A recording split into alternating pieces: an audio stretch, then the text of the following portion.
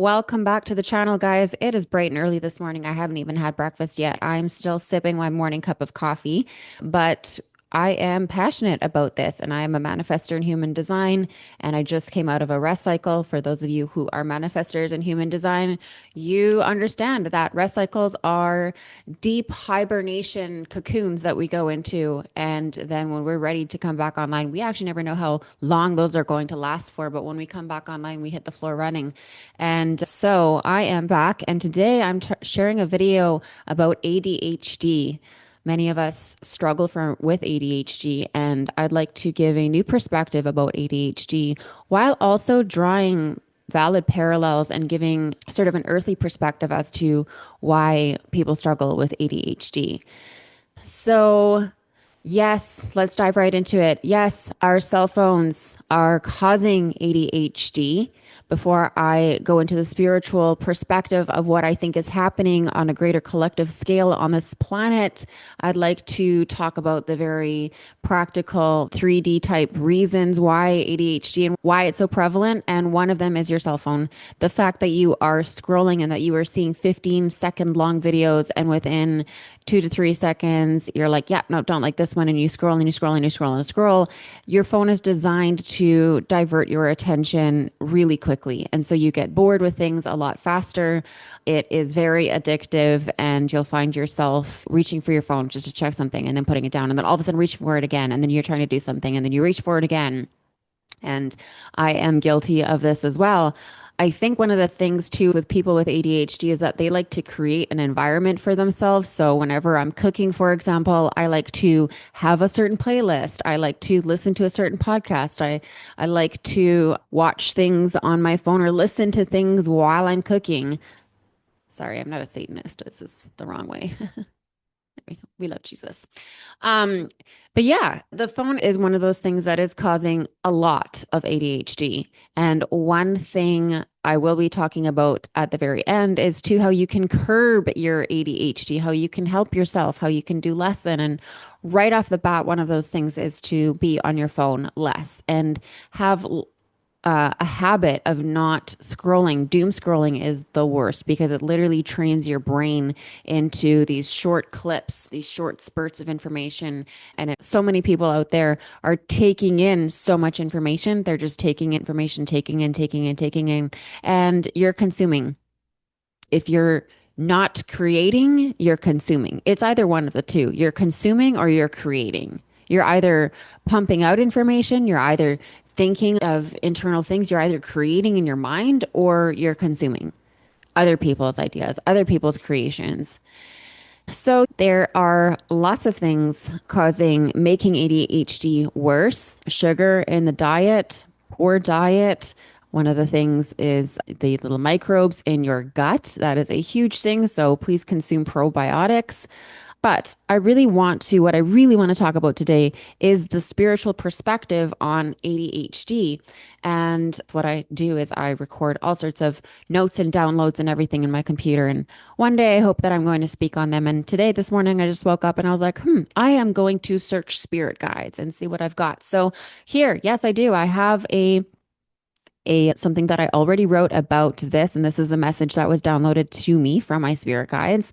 So ADHD is simply a brain that works differently.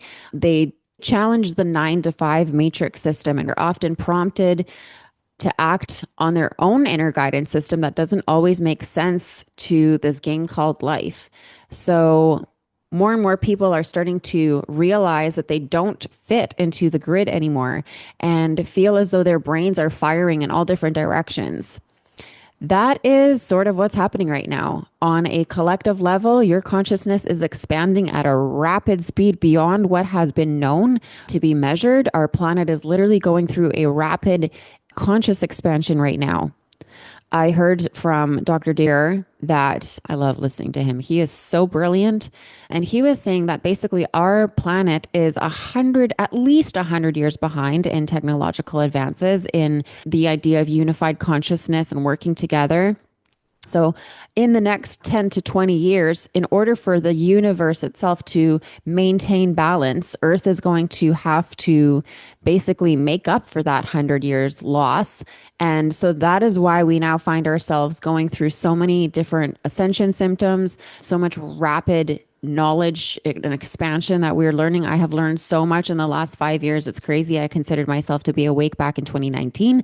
I am now so much more awake than I was back then. And I continue to awaken and be more and more enlightened with the information, with the expansion of my consciousness, with how I govern my habits and everything like that. So it is happening on an individual basis. Lots of people are noticing changes within themselves, within their consciousness, the way that they think, the things that they believe in, the things that they don't believe in anymore. They are getting curious about their inner world. They are getting curious about spirituality and tapping in and plugging into a greater source of purpose. And so we are rapidly flying through this cosmic birth canal right now, getting absolutely annihilated, yes, by these high frequency solar flares because our entire planet is evolving and going from a third density planet to a fifth density planet. So, therefore, we are going through this massive shift in consciousness right now. And when your consciousness starts to expand, you want to be able to take in more information. You want to take in more data at one time. So your brain is literally, it's growing like a balloon. And so you want to be taking all these entry points of data in more often. Do you ever find yourself like wanting to listen to a podcast, clean your kitchen, edit your own podcast, and also scroll at the same time? Like you want to do all these things at one time, or you want to be doing laundry and then you want to clean the house and you also need to take a shower, but you also need to take the dog for a walk. And you're trying to do all of these things at one time. This is your brain expanding in consciousness. And basically, it's like wanting to do more than you can actually do. And so it feels overwhelming.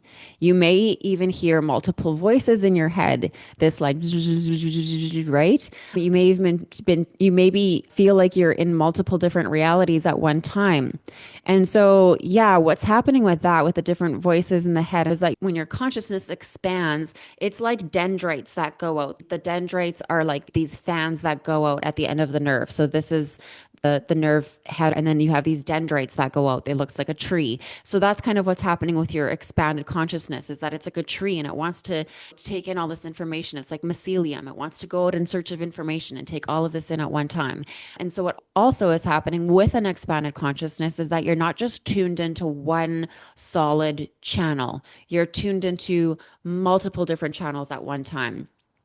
Another thing too is when you're attuned to multiple different dimensions at one time, you are sort of living in different realities. And Bashar talks about this where he says you are, whether you know it or not, you are moving through different realities billions of times per second, which is hard to believe, but that is how fluid you are. That is how non-physical everything is. The fact that based on your thoughts, vibration, frequency, and feelings, you are shifting multiple different realities billions of times per second. That just goes to show how not solid and not solidified and how non-concrete everything is.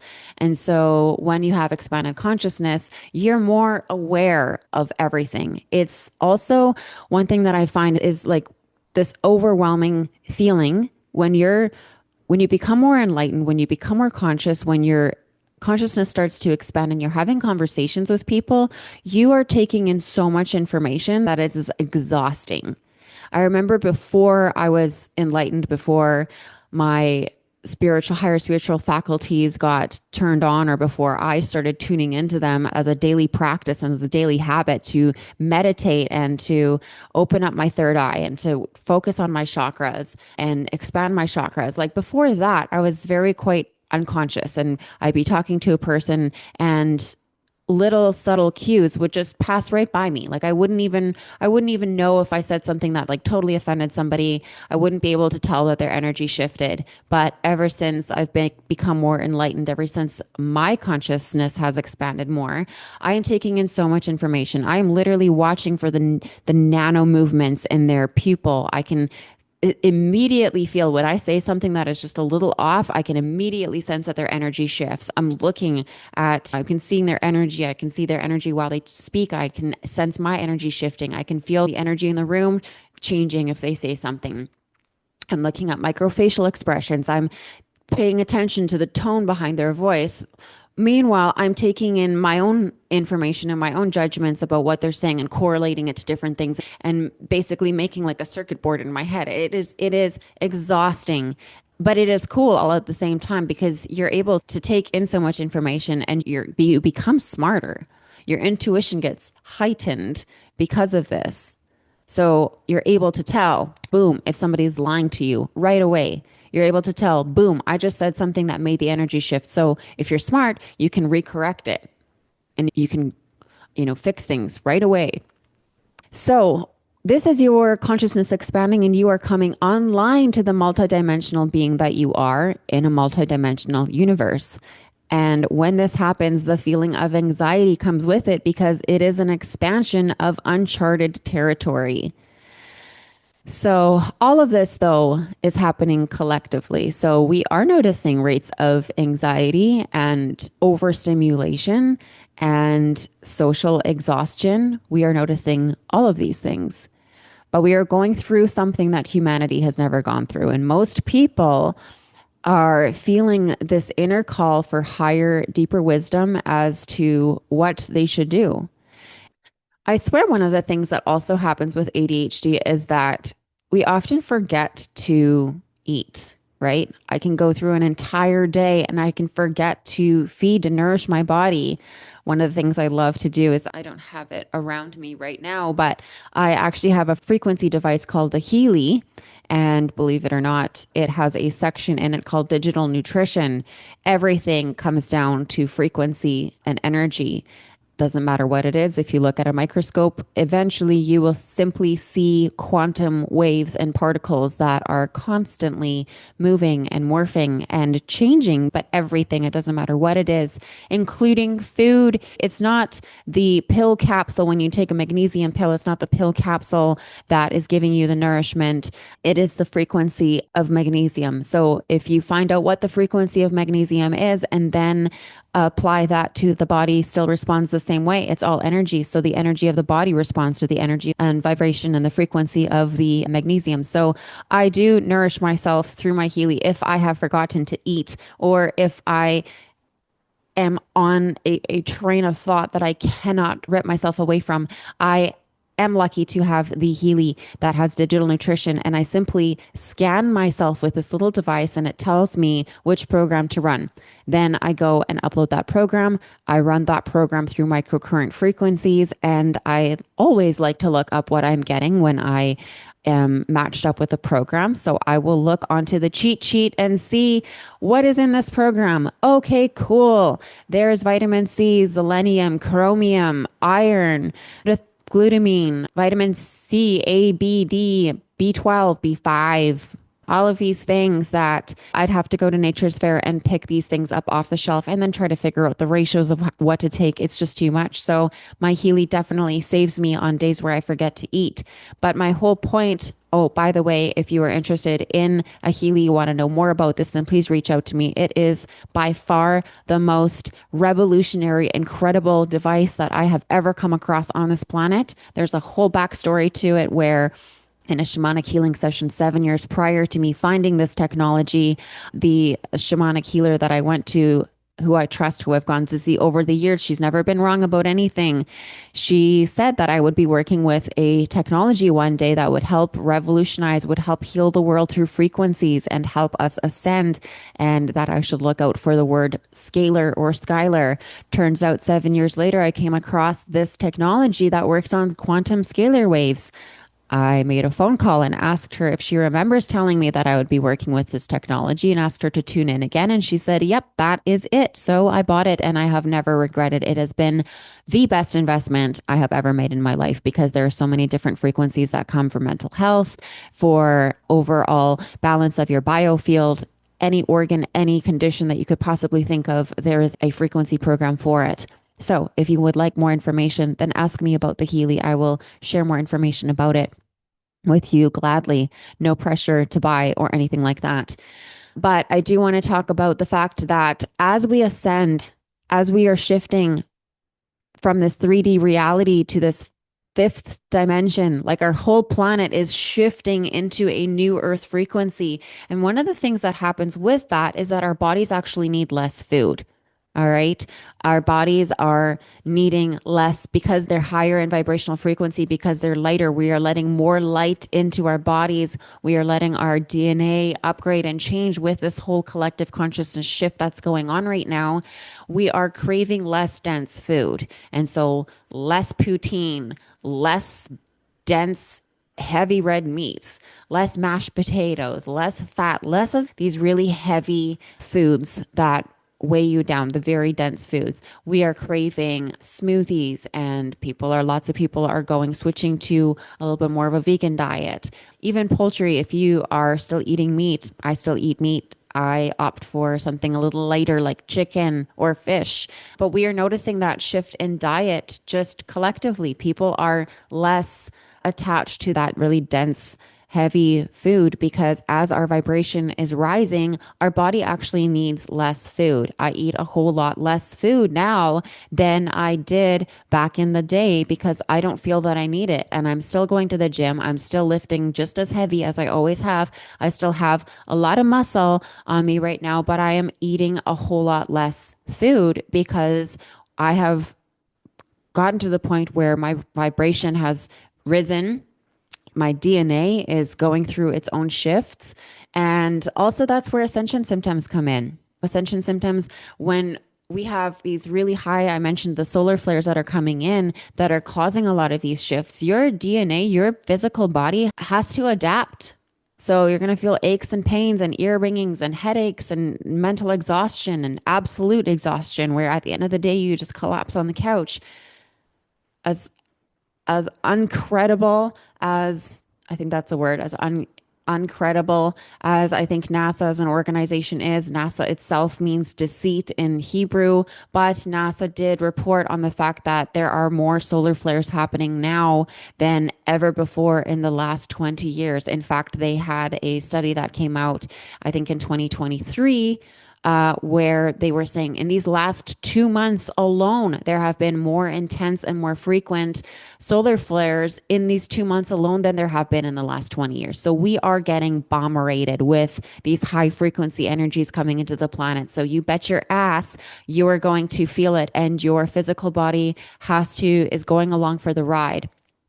So let's go into what you can do for your ADHD. Okay.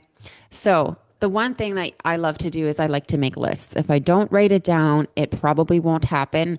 And it's kind of funny how it works because I write these things down and weeks later, it's like I don't actually feel like I did all the things. But when I look back at the list, I realize that all of these things were actually done. I know that sounds weird, but it just kind of so happens that these things do get done when I write them down. So write a shit ton of lists for yourself. I have sticky notes all over the house. I have things written on pages. I make lists. I love lists. That is your number one best friend. Meditation, meditation, meditation, meditation. When you first sit down to meditate, even if it's for 10 minutes, I always like to put a timer on my phone. I will put a timer on for a stopwatch or whatever it's called, a timer for 10 minutes, and then have a song playing at the end of that. Or if I am listening to music, if you have an iPhone, there is an option to, at the end of your timer, it'll just stop playing. So if you're listening to music, that music will stop playing, and then you know that it is finished if you don't want to have an alarm going off. But I always set a timer. And that way my brain knows that I've got this time until that timer goes off. I've got this time to meditate. So it gives a structure to my meditation of time, the structure of time, and then whatever goes on in my meditation inside that time container is how my brain can allow to play. One of the things that you'll notice when you first sit down to meditate, especially if you're sitting down to meditate with your phone by your side with this timer, is that you'll meditate for 2 minutes and then you'll think, oh, I really should check something on my phone. And then it'll take everything that you have not to open your eyes and check that quick thing, check that quick message that you forgot. And then you'll sit down and meditate for another 3 minutes. And then, yeah, you're thinking of something else. And this has happened to me. It's going to happen to you because you have such a habit of turning to your phone instead of your intuition. You have such a habit of when you have a question, you're asking a question, you right away are typing it into Google, typing it into ChatGPT, asking for an external source instead of plugging into your own inner guidance system. Not only that, but basically what you're doing when you meditate is the way that I see it is you have all of these extension cords that are coming out of your body. You have all of these extension cords that are coming that are plugged into all of these external servers, external hardwares. They're plugged into people, they're plugged into computers, they're plugged into ideas and external sources of resources of information. When you meditate, you are unplugging all of those plugs and you are plugging them back into yourself. You are plugging them into your own inner guidance system. You're plugging that back into your own energy field. You're taking your power back. You can literally feel that energy coming back to you and filling you up. Your posture rises. You can feel yourself becoming more whole. And you're also tuning into your intuition. Whereas previously you would have outsourced your power, you would have outsourced your information. There's a lot of information that is within you, and it is very foreign to a lot of people to plug back into themselves that way and not be constantly plugging out into other people, into other resources, into other things. So you're taking all of those plugs and you're plugging them back into yourself. And that is a very foreign concept for a lot of us because we're simply used to having ourselves plugged into all of these external resources, external sources of information, of power, of feeling this loneliness or whatever it is. It's a fix.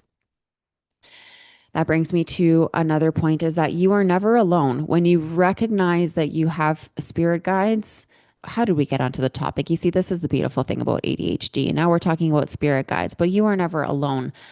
You can ask your spirit guides to help you with your ADHD. Just FYI, they are there to help you. And with ADHD, one of the things that happens is actually, here's a perfect example. I can be lifting at the gym, I can be at the squat rack, and all of a sudden I'll think about how I have to email so and so later. And if I don't put it in my phone as a reminder, which you also should do, put things into your phone as an alarm that goes off so that you can remember later. But if I don't have my phone on me, I will simply ask my spirit guides, hey guides, remind me later to message this person, remind me later to email this person. And lo and behold, they will remind me later. Spirit guides are real. They are there to help you. You can call upon them. You can ask them questions. You can ask them to help you. They are like virtual assistants. So that is another way that you can help your ADHD. Let's go back to meditation though. When you start to meditate, it is going to be a struggle because you are so used to not sitting there quietly. You're used to distractions. You're used to looking to the world outside you and seeing what needs to be done and seeing what you need to tend to. And when you are in meditation, there is nothing you need to tend to. You just need to tune into your own inner guidance system. You're also going to notice that you will sit down for meditation and all of a sudden you have a gazillion things running through your mind. You have a million things that you need to add to your to-do list. You have a million thoughts. You're a million judgments that are going to come through, million random thoughts. And I want to encourage you that this is not a bad thing. One of the things that I do for meditation that really helps me because I have ADHD is I sit down with a pen and paper. And if something comes to mind that I need to do something or I need to take care of something on my to-do list, I simply write that down and go right back into my meditation. If another thing comes up, I will write that down and so on and so forth. When you unplug, when you close your eyes, when you tune into your inner world and you have these awarenesses that come up, these thoughts that come up, these things that you should do, that is basically your brain taking inventory. It's your brain taking a moment to take inventory of what is going on, your internal narrative, your judgments, your awarenesses, and filtering through things and categorizing and making sense of it and organizing it. So you can't just sit down right away in meditation and all of a sudden just immediately have a clear mind. That's not how it works. But I want to encourage you that when you don't get frustrated when you sit down to meditate and you don't immediately have that experience. You don't immediately have that effect, or you're not immediately able to just shut everything down and have a completely still mind with nothing going on in there. There is an actual process to meditation. And I have a perfect analogy for it. It is like one of those rivers in India where it's like a trash river, right? You are wading through a bunch of trash before you get to the open ocean. I don't like to call these thoughts trash because they're not, but that's what you're doing is you're wading through these ideas, these awarenesses, these judgments, random thoughts, these random, bing, bing, bing, bing, bing, bing, bing, your mind going off in all different directions. And you're just sitting with that and you're allowing for it to happen, knowing that this is a normal process for you to simply wade through this trash until you get to the open ocean, until all of a sudden you reach a state in your meditation where you've allowed for the chatter to happen, you've held space for it, you've kind of explored it, and you've continuously brought your awareness back into your own mind, into your own field, plugging back into yourself. And you take these extension cords and you plug back into yourself, and you start to withdraw from that outside world. You start to withdraw from all of those little dendrites that are connected to everything, and you take all of those cords and you connect back into yourself. You will feel your attention, you will feel your power coming back, you will feel your focus coming back, you will feel your energy coming back into yourself, and you will feel it locking back into the third eye.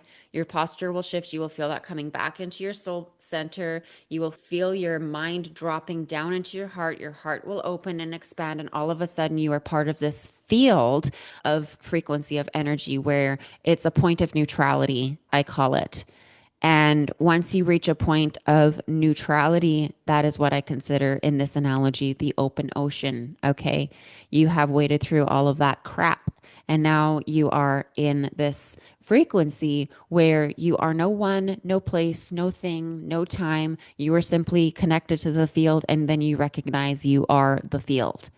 The more time that you spend in this point of neutrality, the 0 point energy space, the more you train your brain to organize your information, organize your data at a higher level. Okay. You are now transcending the monkey mind. And this is why people with ADHD have such a difficult time, because it is like your consciousness works like a Ferrari and your brain cannot keep up. It's like putting the engine of a Ferrari into a Volkswagen. Okay. And so the physical body, right? The nervous system will feel the anxiety because of all the information that you're taking and all the data and all the awarenesses that you have and all the things that you want to do at the same time. And it's just overwhelming for you. And so your nervous system actually feels anxiety about it.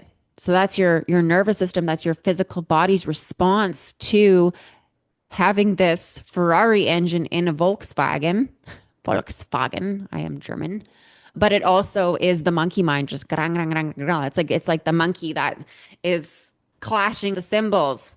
So people that do not meditate, that don't connect to that higher realm where they can transcend, and it's almost like you're releasing, you're transcending, you are surrendering these monkey mind ideas, you're surrendering that into the field. And the more time that you spend in that field of 0 point neutrality, where you're no place, no time, no one, you are part of the field and you are simply buzzing. The mind is actually quite hazard to say empty, but you will feel that all of a sudden there's a stillness in this field.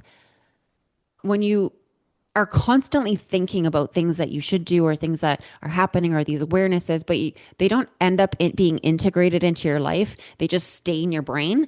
That's because you're not transcending the monkey mind. So again, when you go into meditation and you allow for that to happen, when you transcend that and you are part of the field, you enter into this quantum space reality. The longer you stay there, the more you are connecting to your highest self, which is so much smarter than you are. You are offloading these things and surrendering them from your monkey mind to a higher mind. And just by being in that field, just by being in that frequency, this higher frequency, this higher bandwidth of consciousness, simply for just vibrating in that field and vibrating at that level of bliss, You are organizing these things. You're categorizing them. You're making sense of them. Your higher self is making sense of these things for you. And then when you are finished your meditation and you slowly come back into your body, this is a very slow process. I cannot stress this enough. It is almost more of a slower process coming back down into your body than it is to go out into the cosmos, out into the expanded consciousness. You basically funnel out, expand, and then the funneling back in, that is crucial. You're taking your time with that. You are funneling back into your body, slowly coming back into your nervous system, coming slowly back into your auric layers, into your emotional body, into your physical body, through the skin, through the muscles, down to the bone, down, down, down into the cellular matrix, down into the nervous system, to the point where you are wrapping this around your DNA and you're locking this in completely into your system. And that, my friend, is basically how you upgrade your physical body to be the Ferrari. So you're shifting your physical body to house this Ferrari engine, and that Volkswagen is shifting into a Ferrari so that you no longer have this overwhelming, anxious feeling of too much data coming in, of wanting to do all these different things at once, this expanded consciousness. Because when you are on this train of expanded consciousness, we all are. And we're all at different stages of awakening. We're all at different stages of enlightening, but we're all going along for the ride, whether we like it or not. So, what you can do for yourself, sister, is you can make sure that your physical body and your mind can house this expanded consciousness that's coming in. And one thing that you will notice that when you have this daily practice of meditation, is that you will be more organized. You will simply do the things. You will simply have things happen. And one of the greatest things you're leveraging when you actually do tap into this higher quantum version of yourself, this multidimensional version of yourself, and being part of this quantum field for 10, 15 minutes a day, one of the most beautiful things that happens is that your head and heart coherence, your entire field starts to become coherent instead of chaos and imbalance and dis-ease and disruption and dysregulation. You will start to notice that your field starts to become more coherent. And that is exactly what you feel when you are tuning into this field. All of a sudden, when you transcend the monkey mind, you transcend the chatter, and you do reach that level of 0 point neutrality, all of a sudden you will notice that your breathing and everything feels more regulated. Everything feels more coherent, and you are creating waves of coherence in your body, in your field. There is proof of this. I think about 6 years ago, I used a computer software where I put my hand on a sort of a mouse-like looking thing. So I put my hand on the mouse, and it had a live picture, a live ever-changing picture of my aura. So it showed my body, it showed my chakras, it showed my aura around, it showed what color it was, and then it had a pie graph on the side. It had a couple other graphs that showed what was going on, and one of them was mind, body, and spirit ratio. It was a pie graph that showed mind, body, and spirit inside this graph. And so without thinking about it, without consciously doing anything, I just put my hands on. I was able to see that my aura wasn't strong. Aura wasn't was a different color. I forget. There was multiple different colors, and my chakras were all different sizes. Some of them were bigger, some of them were smaller. They were not fully balanced. And then this person said, okay, now just for fun, I want you to go into a state of meditation. I want you to get into the state where you are working with people in your shamanic healing sessions. What state do you get into when you do that work? So I took a moment to center myself, to connect to the field. And this is quite easy for me now because I've done it for so long, and I do it in my daily work, that this is how I connect to my higher self when I'm working with people in my shamanic healing sessions, when I'm working with my psychic intuitive channeling abilities. This is what I do. So I tuned into the field, and he snapped a few pictures of the screen. He took us a couple screenshots, and he said, okay, look at this. So my aura had gone from sorts of all different colors to green and blue. And he said, that means healing. That means coherence. And then he looked at the pie graph and he said, look at this. It is exact ratio, 33.39, 33.39, 33.39, mind, body, spirit. All of them are in perfect ratio.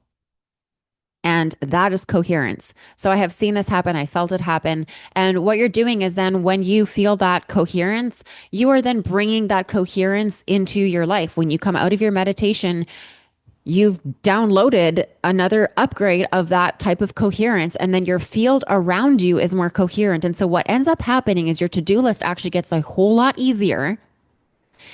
Things around you get a whole lot less overwhelming and less stressful because of your coherent field. You are then attracting like frequencies and you are actually attracting situations where you can kill three birds with one stone.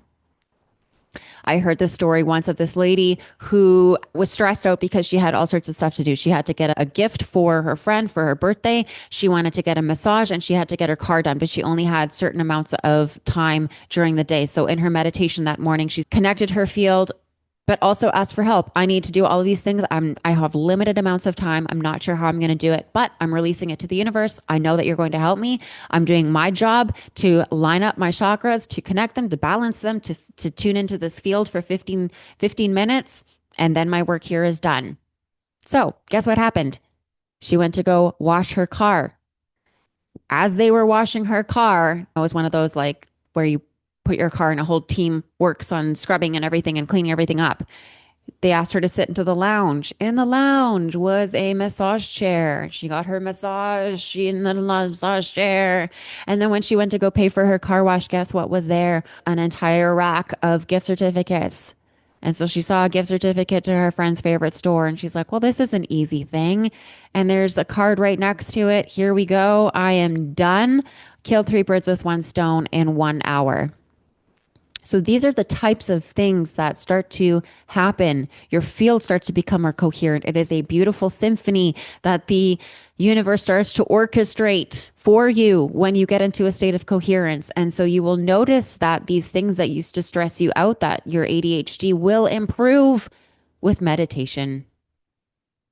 So I think I did a pretty good job with staying on focus today, actually, without having eaten so far. Like I said, I just had my cup of coffee this morning and I barely had notes. I had some notes here and then I just went off on a rampage. And I hope you appreciated it. I hope this helped you as much as it has helped me.